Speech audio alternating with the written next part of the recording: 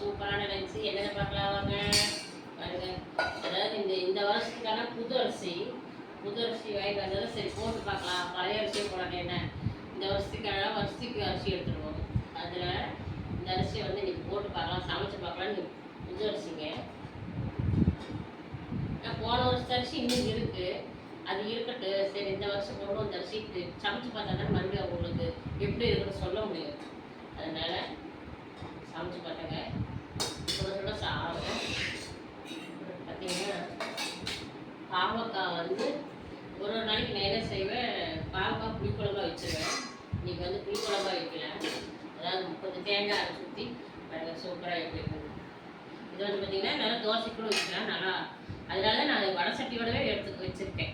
ஏன்னா நம்ம அப்படியே காமிச்சா தான் தெரியும், நம்ம வந்து வேறு இடத்துல மாற்றணும்னா தெரியாது அப்படின்னு சொல்லிட்டு வடை சட்டியோடவே வச்சுருக்கிறேன். பாருங்கள் நல்லா திக்காக நல்லா கிரேவியாக. ஏன்னா பாவக்காய் சில பேருக்கு பிடிக்காது, நான் செய்கிற மெத்தடில் செஞ்சோம்னா கண்டிப்பாக பிடிக்கும். எங்கள் வீட்டில் எல்லாத்துக்கும் பிடிக்கும் பாவக்காய். பாருங்கள் பாவக்காய் குழம்பு அது தோசைக்கு நல்லா ஊற்றி சாப்பிட்டா அவ்வளோ சூப்பராக இருக்கும். கசக்கமானு கேட்டால் கசக்காத அளவுக்கு நம்ம வதக்கணும், சரிங்களா? அப்புறம் பார்த்தீங்கன்னா இது சவுச்சவு பொரியல். சவுச்சவு பொரியல். அப்புறம் நான் ஏற்கனவே சொல்லியிருந்தேன், புதினானா எனக்கு புதினா சட்னினா ரொம்ப பிடிக்கும். அதனால இது வந்து புதினா துவையல்.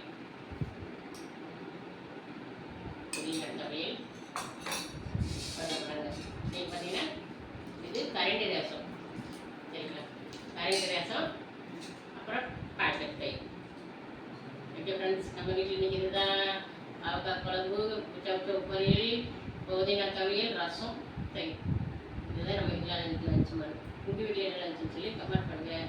எங்கள் லஞ்ச் பிடிச்சிருந்தா சப்ஸ்கிரைப் பண்ணி சப்போர்ட் பண்ணுங்கள். இப்போ வாங்க, பாவக்காய் குழம்பு, துவையல், பொரியல் இருக்குது, ரசம், தயிர். அப்புறம் ஓகே ஃப்ரெண்ட்ஸ், பாய்.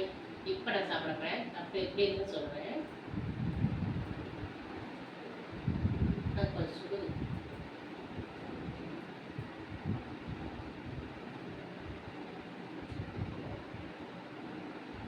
பாவக்காய் குழம்பு சூப்பராக இருக்கும், உண்மையாக சூப்பராக இருக்குங்க. நீங்கள் என்ன நல்லெண்ணெயெல்லாம் ஊற்றி நான் தாளிக்கும் போது நல்லெண்ணெய் ஊற்றி நல்லெண்ணெய் சேர்த்துட்டோம்னால ஓரளவுக்கு கசக்காது. ஆனால் சில பேர் கசக்கிறது சக்கரை போடுவாங்க. சர்க்கரையில் நான் ஒரு நாள் சக்கரை போட்டதில்ல, பாவக்காய் குழம்புக்கு மட்டும். இப்போ பாருங்கள், பாவக்காய் குழம்பு சர்க்கரை இல்லாத சூப்பராக இருக்குது. ஓகே ஃப்ரெண்ட்ஸ், அது உங்களுக்கு ஒரு நாள் கண்டிப்பாக நான் வீடியோவை போடுறேன். பாய்.